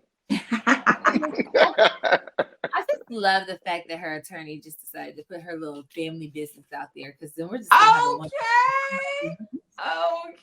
But Caught that several times, baby. I was like, I don't know what type of time Aoki was on, but I agree that 65-year-old man that was just too much. That was too much. Aoki, it was too much. Oh, yeah, because they breaking her down over that shit. If he did not give her a bump in her allowance, she was gonna find. She was gonna get us sugar That's daddy. just what she said. That's exactly what she found. listen. You should have just gave her that bump. She gave her an increase. She wanted an increase. I bet after that, Russell was like, "So check your account." Right.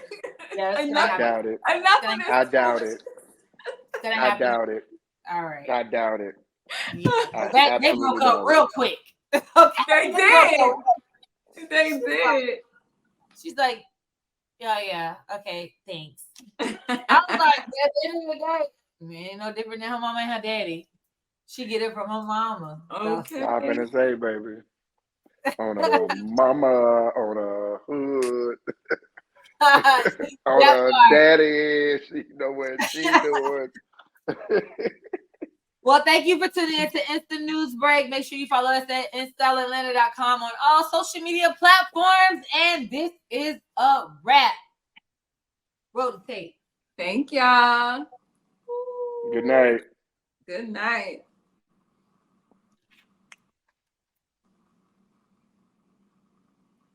Your call.